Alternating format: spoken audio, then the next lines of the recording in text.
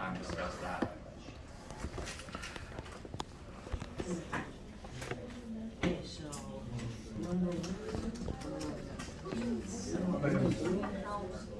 you seem bigger and nicer than horses in their house. And the You guys do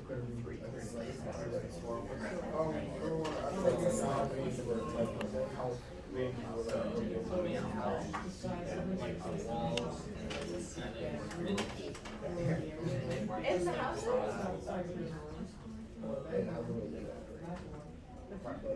the main house had like couches, they had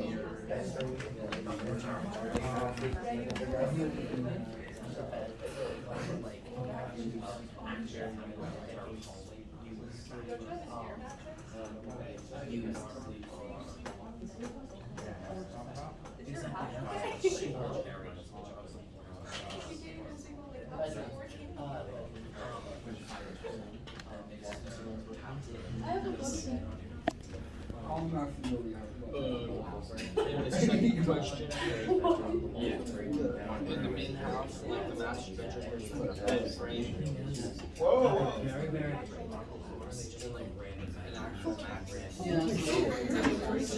That building is actually good. They probably get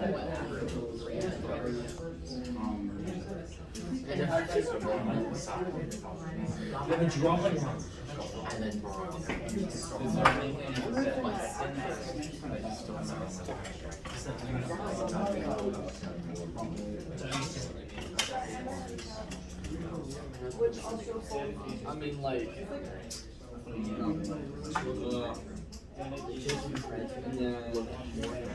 the main house had light.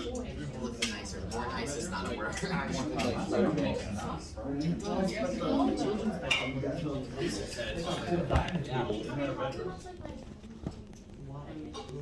Alright, so bring it back and we'll just talk about what we found together. Tyler, what did your group have to say about number one? Like how much smaller like they were. In comparison, it was interesting to see the difference in the size. Okay. What else do we have? Aiden, your group? For ours, we said that how in the slaves quarters, they were basically just living in the wooden box with the cloth in it. Okay. So it's very minimal. Yeah, so that's a good observation to have. Troy? I said that the slave quarter was like there was even a slight breeze that would just come over. So pretty, not very well designed, not very sturdy. Okay. Ty? The slave quarter kind of like a basement. It looked like a basement? It looked like it was like underground. Okay. Actually outside. Yeah. So kind of no outside light or anything like that. Kind of a dark. What is the when you go into a basement? More think like an unfinished basement. When you go into a basement, what's the feeling you have? It's like cold. Cold, damp, right? So we think living in dampness all the time would do to your health. Yeah, so you wouldn't have a very good quality of health, so yeah, that's something to note. Yep. So let's move on to number two. Did you have some? Yeah, I was gonna have a hidden mold, bro. You would, yeah, that's the other thing with the dampness, that's, yeah, mold, more likely mold, but yeah, mold and moss would be pretty prevalent in that. Yeah, good point. So for number two, Chase, what would your group have? The master bedroom like had an actual mattress. Oh, right. Yeah, so some more of the comfortability. Yep. Anything else we want to add for two? More things that you can do on your free time while the bedroom and for the slave was just a bed and they I heard that with a lot of you while I was walking around, just the differences between the space that the main house would have had as compared to slave quarters. Just a lot of you said unnecessary, and that was a good word, yeah. Alright, bump down to number three. Daisy, what did your group have to offer? There were so many rooms in the main house, and there was one family. Well, the slaves has many different families, and it didn't have a tree. Right, so the house that didn't have a lot of families to account for had way more than what was needed, and then the vice versa was opposite. Yep. Anything else? Good thought. Just supporting the fact that, how we said that, like, slaves wasn't supposed to read and, like, write. The main house had a library, and the slave house didn't have a library. Very good observation. So there was more of, you could say, rooms to help aid intellectual advancement. So you had the drawing room, which we came up with, because they were aristocrats, so they would have tried to enlighten themselves, that kind of thing. Very good point about the library too. They had the access to knowledge, to reading, whereas the slave quarters did not have that. Very good observation. Yep. Okay, so I just have a couple more notes for us here. You want to take and transfer back to your notes. So we have the issue of slavery, and that's what we've been looking at. Is anybody familiar with this image or symbol? It's usually used to describe an idea. It's commonly linked with that. If not, that's okay. I just didn't know. Generally, this would have been linked to what's known as the abolitionist movement.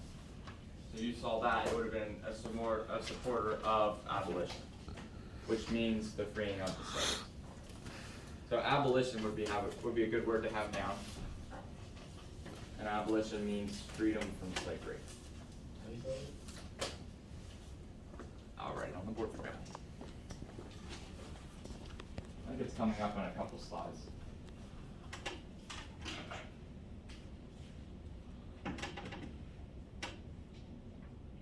Abolish is the main word, which is to get rid of.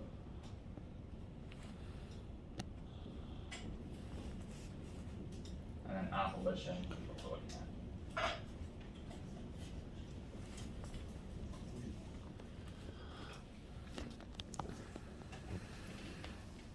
When you look at the idea of an abolitionist, and you put the ist at the end, that's a person who supports abolition. What's that? What does abolition mean? The abolition is the ending of slavery.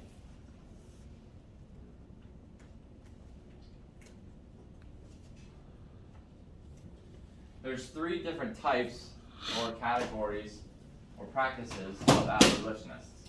The first one is what's known as a passive abolitionist.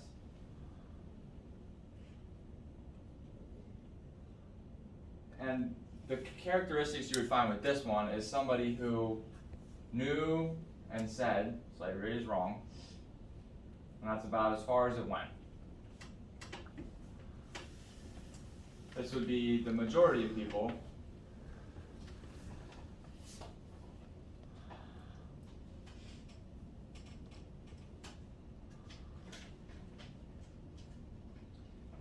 You can kind of relate this to current events. Whenever you see the news about something bad that happened in a third world country, you see a giant earthquake happen or something like that, what's the first thought that comes to your head when you read this? What's that? Something like compassion, like, yeah, go ahead and write the passive and active. We'll get to the active next. So go ahead and just do the passive. The first thing you gotta think is, wow, that's terrible. I wish that didn't happen. Right? So like you see an earthquake happen, you're like, wow, that's terrible. Does anybody send money to help those in the earthquake? Does anybody do anything to help support? Chase? Wait, what was your I was just kind of. So you're reading the news, you see that there was an earthquake at some third world country. Your first thought is, wow, that's horrible. I hope everybody's okay. Or, that's horrible, I wish that earthquake didn't happen.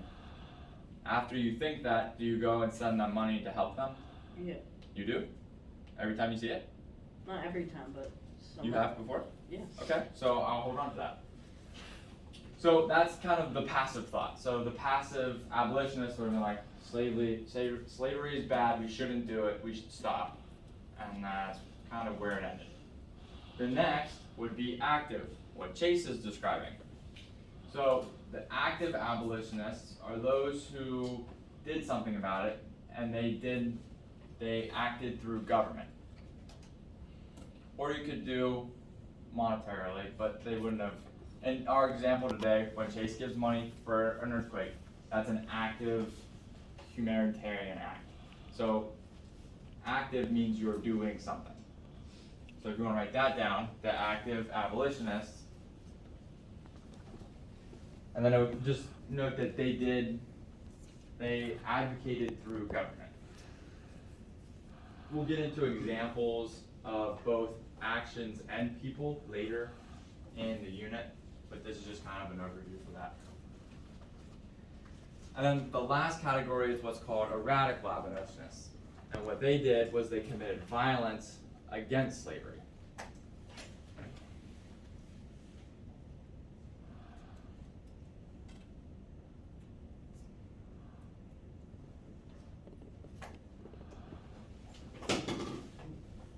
So what we come to next is the Underground Railroad.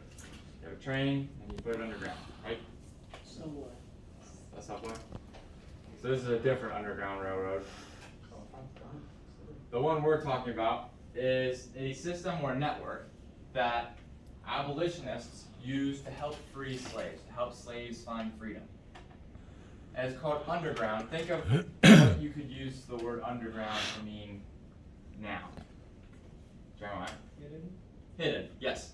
So it's not an actual railroad, but it's a set path like a railroad would be.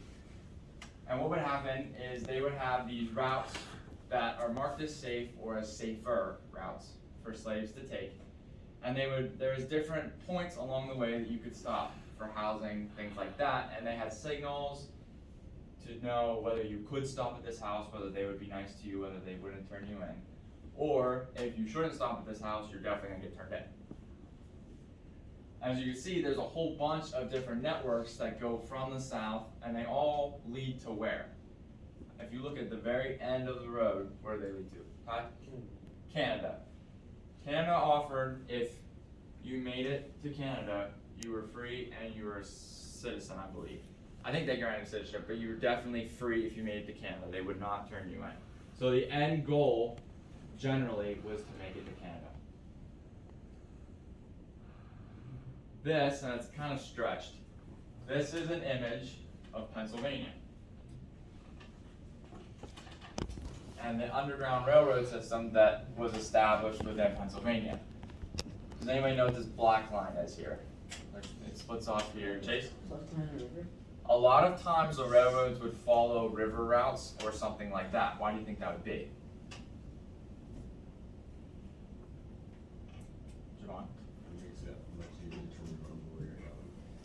A lot of times you're going to travel in the cover of night, and it's easy to follow a river rather than just carvings on a tree or something like that. So they would have had some for landmarking. So you follow your way up, and these points follow the route. So you come up to Gettysburg, and you make your way. What's this town here? Selinsgrove. Where are we at? And then from Selinsgrove, they would go to Lewisburg, Milton, and up to New York. Has anybody ever seen this house before? Morgan? Where have you seen it? In town. This was a stop on the Underground Railroad. This is the Governor Snyder's mansion. Where is that? Is it the brewery now? Restaurant. Yeah, it's a restaurant. Yep. Yep. I love that place. This Oh was my a stop. God. Great food. This was a stop on the Underground Railroad. Slaves would come and they would hide here. This was a safe house. You probably won't know this one, but this is on Bucknell University's campus. The next stop from Selinsgrove was here at their campus. It was in this farm. That was before they were a campus, but this was from here. The next stop would be Lewisburg. So it comes right in your backyard. Now, one of the most famous, think about the Underground Railroad themed railroad. The most famous conductor, somebody who helped travel, was Harriet Tubman. You would want to write her down. She is important.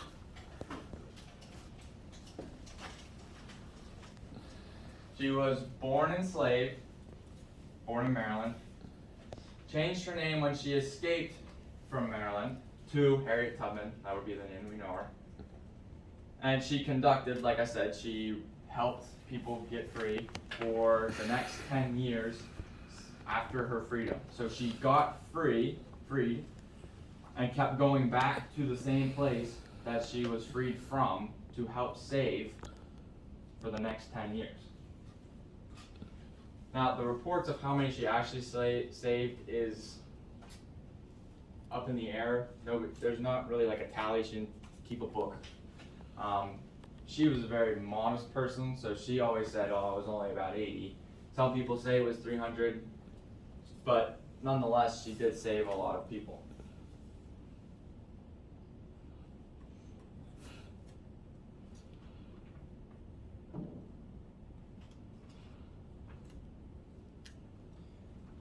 A lot of times these safe houses that they would have went to would be like churches or public schools or private homes of just people that were abolitionists. That would be the main spots that you would find stopping at.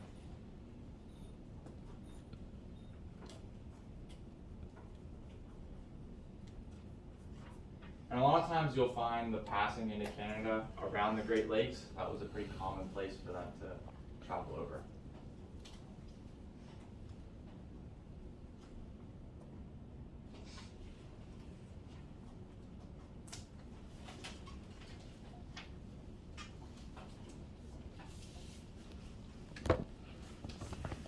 Once you have that down,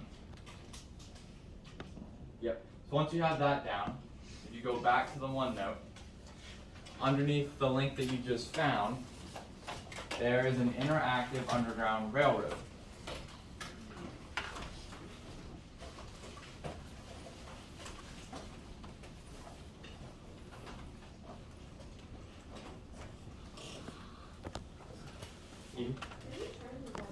Yes, yep, I was just gonna get to that. If you didn't get it finished, that's fine. I have it open till Monday, finish it over the weekend. But I would like for you to turn in that web quest so I can give you points for it.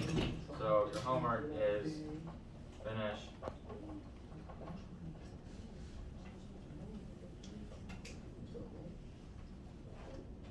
web quest. So that Underground Railroad activity is gonna be the same spot that the first link was at. It's called, I think it is called the Underground Railroad. So you click on that, and then it'll take you to where you need to go. And it starts you on your journey. If you're on the Underground Railroad, it starts you as a slave. Makes sense, that's why you would be riding the Underground Railroad.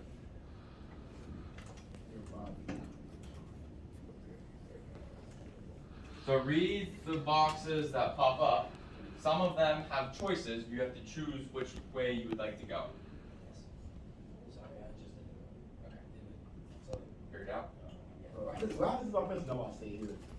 Well then, you stay there. Oh.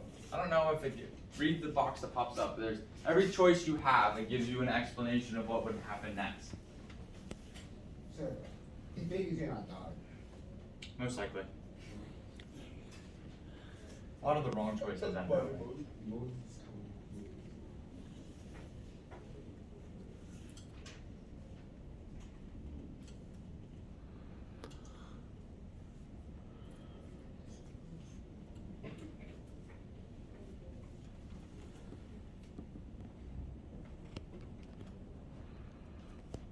Your ticket out the door will be to tell me one thing that you've learned from this Underground Railroad activity.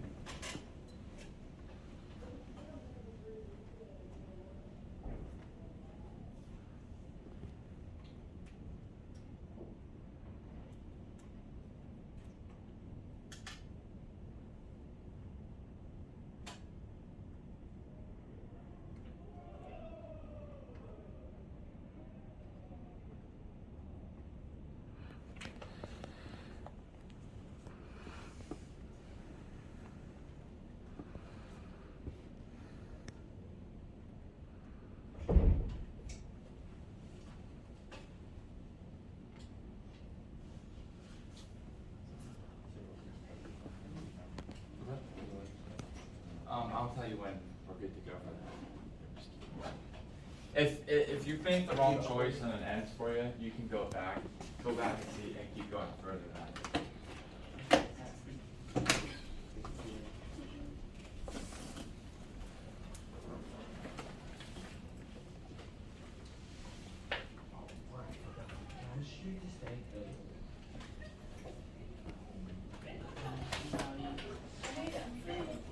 I made them free.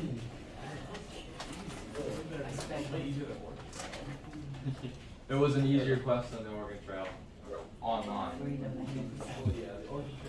I think you'd find the opposite in real life. Oh, yeah.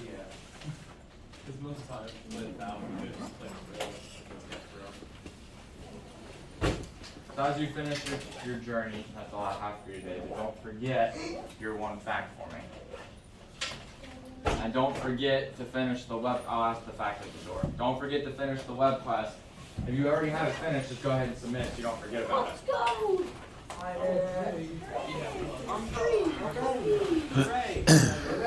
Hello. I read like a first. I'll do it at the door. Say it over and over and over and over again.